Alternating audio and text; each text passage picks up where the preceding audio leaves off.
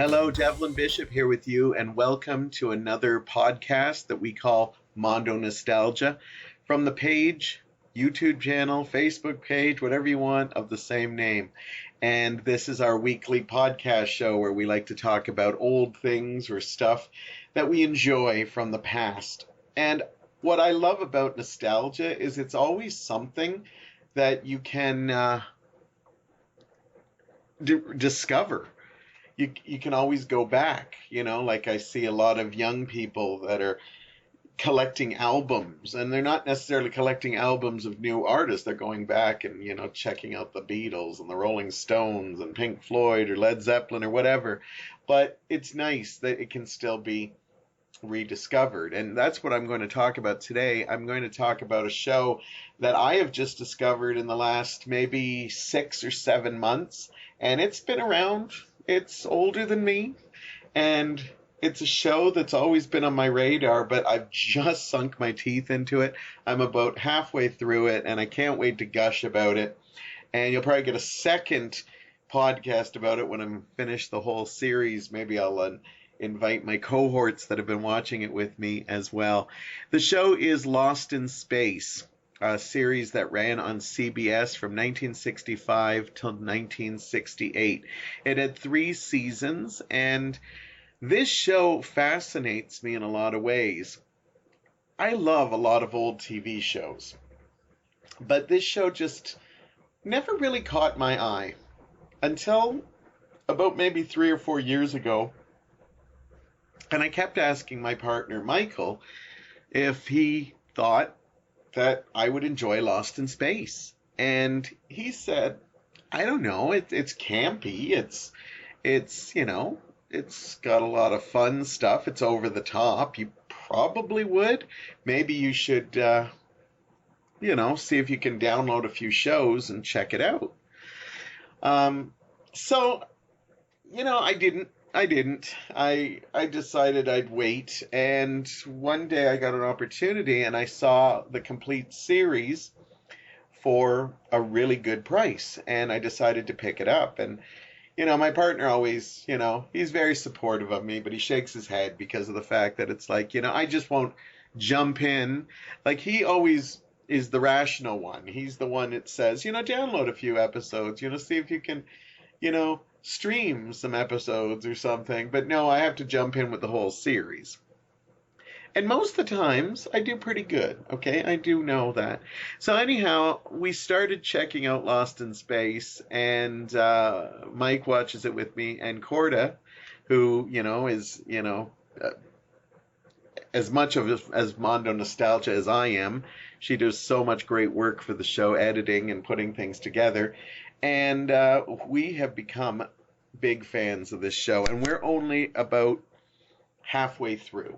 As I said, there were 3 seasons, 83 episodes. Before I get into my gushing love of Lost in Space, let me give you a short history about this show. It was bought by CBS in 1965. It's loosely based on the old Swiss Family Robinson story, the famous book. And there was also a series of Gold Key comics titled Space Family Robinson, which was just exactly what Lost in Space is, a twist on Swiss Family Robinson. Basically, a family gets lost on an island, but in this case, they get lost in space. Really, the title says it all. It's an Erwin Allen produced show. Now, the reason why the series interested me is not only because of the camp factor, but I'm a big fan of Erwin Allen. He made a lot of the big disaster films of the 70s that I love, like The Towering Inferno, Poseidon Adventure, Earthquake. I think he did all of those. Anyhow, he became a big thing in the 70s, but in the 60s, he was about TV. He already had a successful show with, it was an underwater show, Journey to the, I can't remember what it was called. Anyhow, he had a successful show. That's all I can remember. And Lost in Space was his follow-up to it. And quite frankly, I absolutely love Lost in Space. The show was actually the show that CBS picked over Star Trek. Star Trek came out a year later. They had a choice between Lost in Space and Star Trek, and CBS put their money on Lost in Space. And in some ways, they probably did the right thing at the very beginning. Of course, Star Trek became a whole other entity, but if you go by race, Lost in Space was actually looked like the more successful show until something happened. Basically, what happened is they put together a pilot episode, and it was just, they really liked it. So they filled the cast with some really amazing people that had already had success in other ways, at least the three leads. Guy Williams was already part of the series Zorro. June Lockhart, of course, was Lassie's mom. Well, not his mom, you know what I mean, his owner. And Mark Goddard played in a successful series called The Detectives. They filled the cast out with the kids, which was Martha Christian and Bill Mumy, and Angela Cartwright, who had some success in the movie The Sound of Music. And of course, we can't forget two very important people in the cast.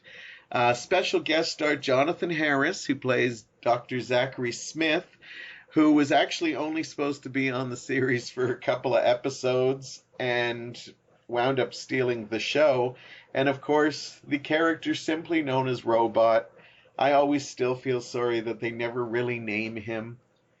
They did try to name him when it became an animated feature that didn't exactly work out. I think he went by the name Robon or something like that, but that just seemed, you might as well just call him Robot at that point. And of course, Robot was voiced by Dick Tuffeld. And he has an amazing voice, and you probably, even people who don't know the show, always usually remember him like, "Danger, Will Robinson, danger," you know, just, or "does not compute." I'm doing the voice horribly. I'm doing it more computerized than him. But the character was just kind of like an object. But around season 2, the character actually became quite profound and had its own personality, and it's actually one of my favorite characters. So anyhow, they put together this terrific cast and a really big budget, and the show was a success. Now, it wasn't hugely successful, but it ran 3 years, exactly the same amount as Star Trek. It actually has more episodes than Star Trek. It actually had higher ratings than Star Trek. So by all means, Lost in Space in the 60s was actually a bigger show than Star Trek. In fact, when I watched this, I kept thinking Lost in Space might have borrowed stuff from Star Trek. But then I found out that Star Trek came a year later because they weren't greenlit. So I was like pretty impressed that Lost in Space actually did so well. The first season was in black and white and produced 29 episodes. And by season 2, they decided to go to color, and they started getting more campy. In the first season, they get lost in space, but it's actually more lost on planet, because in season 1, they spend a lot of time on the same planet. Season 2, they decided to change it up a bit, and they added, it was more like a Monster of the Week kind of show. It's a great show that always ends very much like Batman with the "see you next time, what will happen next week," and like one of those cliffhangers. There's always a cliffhanger on it. And in season 3, apparently, they just fly around everywhere and get into things. So the show really will change. I get excited. I haven't seen season 3 yet. I'm still in the middle of season 2, but I just needed to talk about this show because I enjoy it so much. Where Star Trek started to gain prosperity was in syndication. Even though Lost in Space had more episodes and stuff, the 29 episodes in black and white seemed to hurt it, because when it went in syndication, kids with colored TVs weren't really interested in black and white shows, and sadly, Star Trek, not only that, but Star Trek dealt with space more seriously. I know some people look at the original and say it's still campy, but it was still had a little bit more serious than Lost in Space. If you've never seen Lost in Space, they've got camp way over that. And a lot of that had to do with maybe Lost in Space might have lasted longer if they borrowed stuff from Star Trek than I originally thought. But they actually were put up against Batman, and so the producers wanted the show to be more like Batman. Very flamboyant acting, over-the-top acting. The colors were just bright and sunny, and so Batman was one of the reasons why it changed. Before I get into my gushing of this show, I do have to say that it also has a good pedigree for the music. The theme songs and a lot of the music created for it was by a guy credited as Johnny Williams. And yes, that is the John Williams who went on to give us some of the most beloved themes in movies. Jaws, Jurassic Park, Star Wars, Indiana Jones, like E.T., just an immense amount of stuff. And this is one of his earlier credits. And many times when I'm listening, I can actually hear things. Like, I swear, I was watching and I could hear a little Jaws coming in. Not exactly, but just enough to say, oh, I see where you're going with this. Anyhow, so this show had a great pedigree, and it was a very popular show in the 60s. Kids and families enjoyed this show, and it's rumored that John F. Kennedy Jr., when he was a little boy in the White House, would love watching this show. I didn't know what to expect going in. I knew there was camp, but I didn't know how much camp there would be. And a lot of that camp comes from Jonathan Harris and his portrayal of Dr. Zachary Smith. The producers didn't think Dr. Smith would be a villain for long. They thought the character would be eliminated after a couple of shows. But when they saw how much people liked Dr. Smith, even though he is such a pain in the ass, and Jonathan Harris fell in love with the character so much, rumored to have actually rewrote a whole bunch of lines and stuff to the point that, he would just like be up at night coming up with lines that he could say, especially putting down the robot, because the robot and him have this love-hate relationship.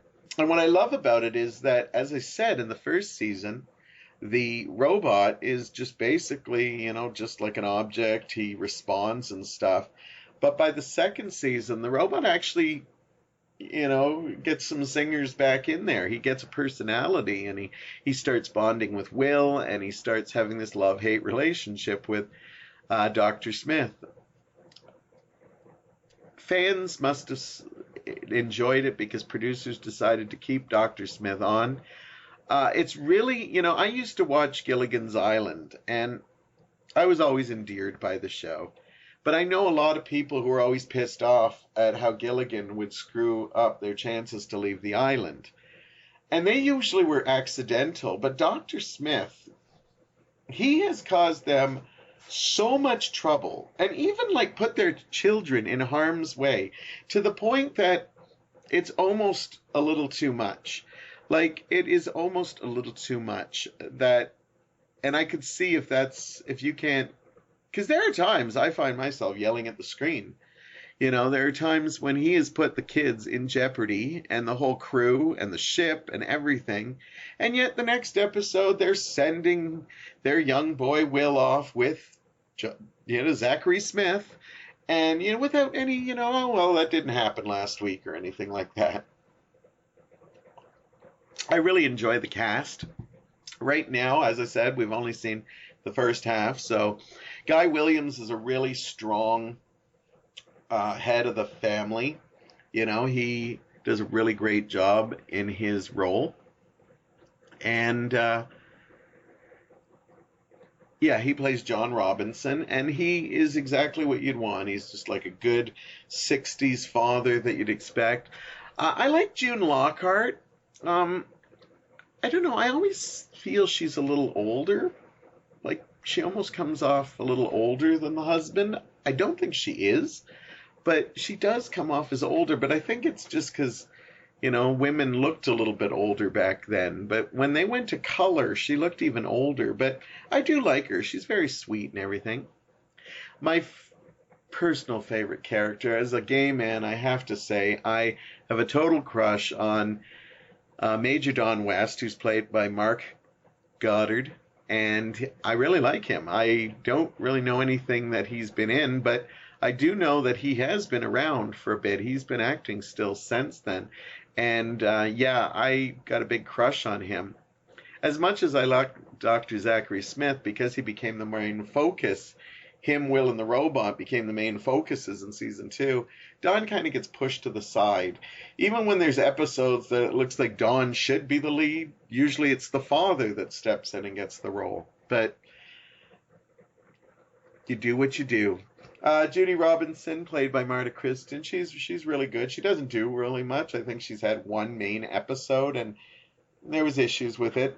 Penny, we always make fun of a little bit because she's sweet, don't get me wrong. The actress is really wonderful, but Penny doesn't come off as the brightest. And when you talk about a family that had to pass a test to go into space, because this family basically was, helping to set up a colony in their spaceship, the Jupiter 2, I believe all the characters would have passed the test, but Penny, not sure about.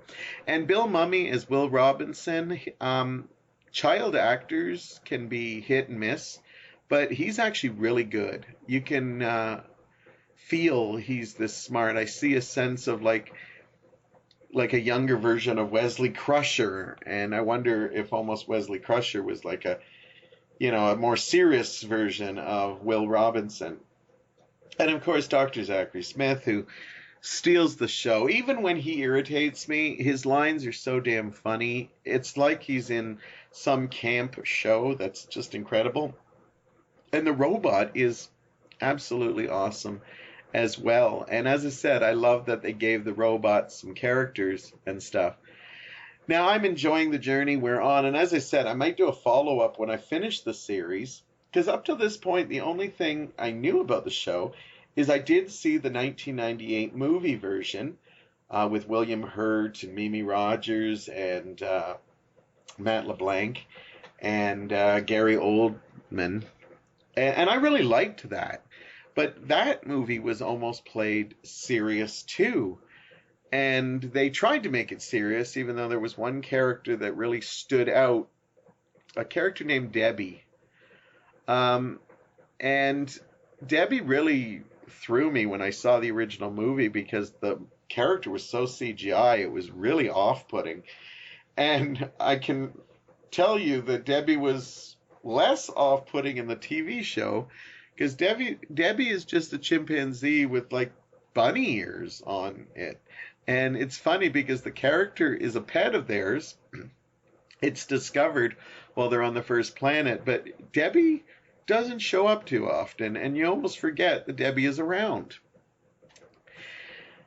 And it's kind of odd because suddenly you'll just see Debbie running around and going, oh yes, there's this monkey alien rabbit creature running around. So the things I love about Lost in Space is it has a real sense of adventure. I love that it's kind of old school cowboys, John Robinson and Don West are kind of like the sheriff and the deputy. They have a great rapport. And having the family aspect is another great part of it. Just taking something like Swiss Family Robinson and turning it into space was just such a simple and great idea. I think there's a lot of great chemistry with it. As I said, even though Zachary Smith drives me crazy, Jonathan Harris's performance is absolutely incredible. I can see why he's so beloved. And the robot is kind of iconic. When I was a kid, I actually thought this robot was the same robot in Forbidden Planet. But, I was just young and naive there. Since then, I've seen that they look somewhat similar, but also incredibly different.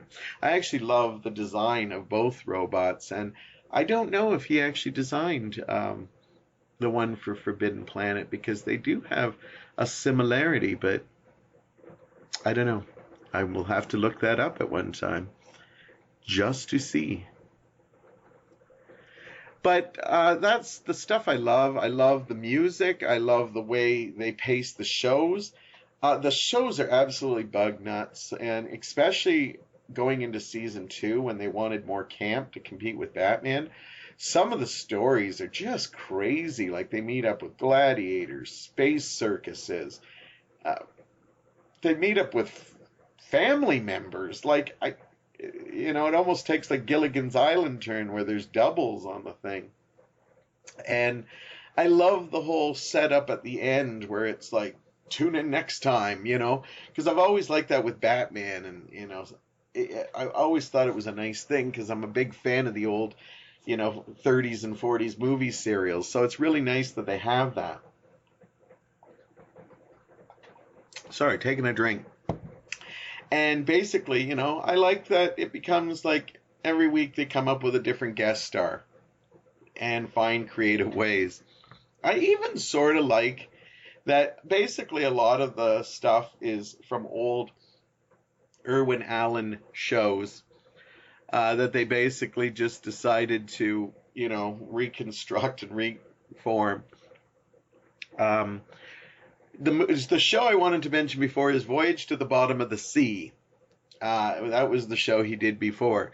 And he also, they use sets from that too, which makes me laugh because I was watching it the other day thinking some things that I like is that sometimes it looks like they just went into 20th Century Fox's, I believe that's who does it, went into their thing, and if they see like, hey, look, there's a gypsy outfit, or hey, there's a samurai sword, it's like we'll find a way to use it. And apparently a lot of the old sea creatures that they used just got a new coat of paint, and they used it. So I like the creativity of that, even though sometimes it's a bit much. Sometimes you see the same costumes in the background of stuff they destroyed, and then they use it in the background. You're like, isn't that destroyed? And as I said, Zachary Smith, played by Jonathan Harris, is just phenomenal. Even though he does get on my nerves sometimes. Like, being a father and knowing all the way he's sabotaged ways of us getting out, or even putting my kids or family in harm's way, I would have shot him long ago. Things I don't like about the show, and there is very minimal. I actually like when it went to color, because when you saw it black and white, it was quite nice, but you always wondered, like, there would be heat waves going on, and these people would be in what looked like velour outfits and turtlenecks and just stuff you wouldn't be wearing.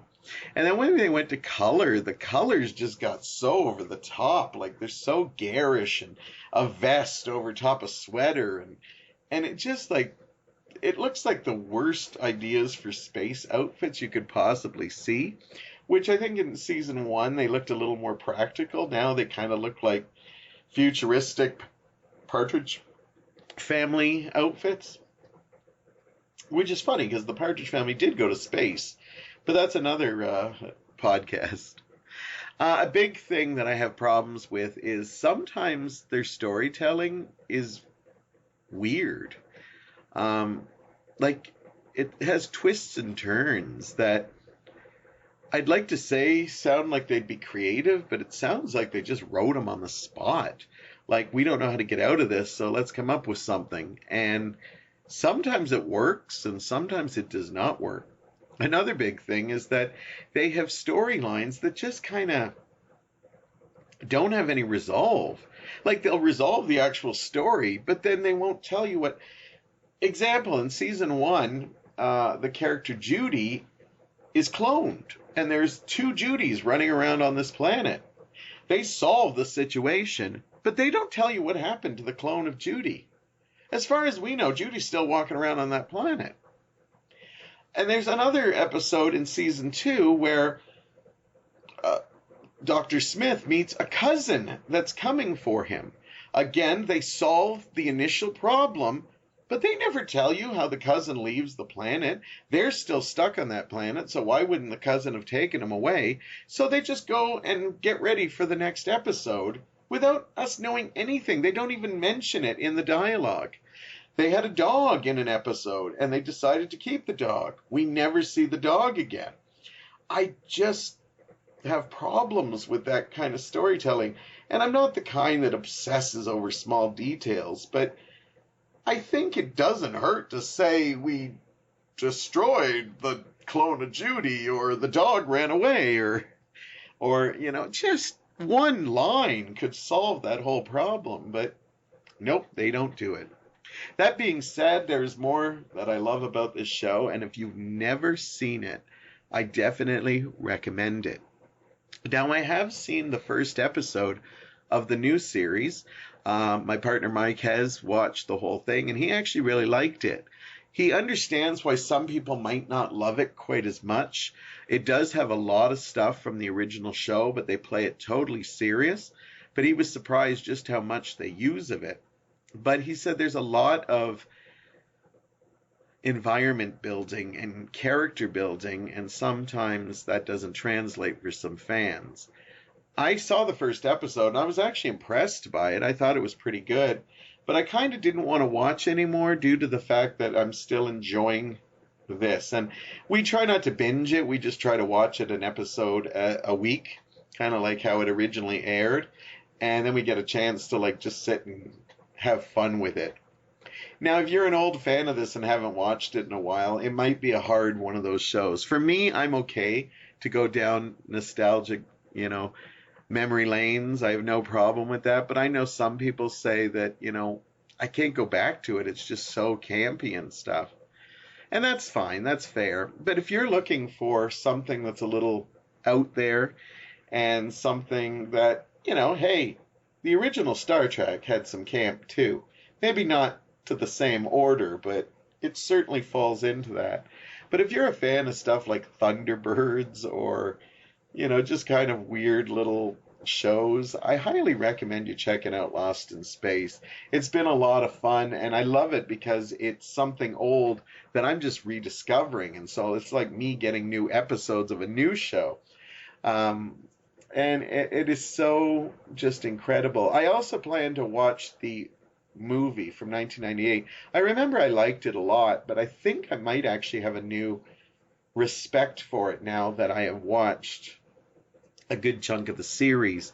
But as I said, maybe we'll get Mike and Corda here to talk about it when we finish the series and talk about our favorite bits, just crazy parts. I kind of did that a little bit today. And I hope that if you were a fan or are still a fan of Lost in Space, I've kind of made you remember just what a wonderful show it was. I was a little boy when this came out. In fact, no, I was born the year this show got canceled. So I would have seen it in syndication, but I could have seen as a little boy how I may have enjoyed it. I think because it was an hour long, it might not have kept my attention. Batman had that tight half hour in syndication. But I think it might have lost me a bit. But I'm glad that I'm in my 50s and I can go back and get Lost in Space and see it for what it is. Just a fun, campy, adventurous show that I am so glad I discovered and glad I paid the money for the complete series. Okay, that doesn't always work out. I've bought a lot of series that I've given up on after a while, but Lost in Space is not one of it. It is in an honored place on my movie shelf. Anyhow, that's our podcast for today. I love talking about this. I love talking about it as somebody with looking at it with new eyes rather than just going down memory lane and talking about this old show I did, which you will get a lot of on this show. So that's my look at Lost in Space. Don't forget to subscribe and comment. Let me know what you like about Lost in Space. Were you a big fan of Dr. Zachary Smith or the robot, or did you crush on Major Don West like I did? Or did you have another reason you liked the show? Let me know your favorite episodes and what was it about Lost in Space that made you watch week after week. Thank you for listening. I hope I stirred up your memories, and in some ways, I hope I stirred you interest to go find a streaming site or go pick up this show yourself and check it out. Anyhow, I'll see you next week.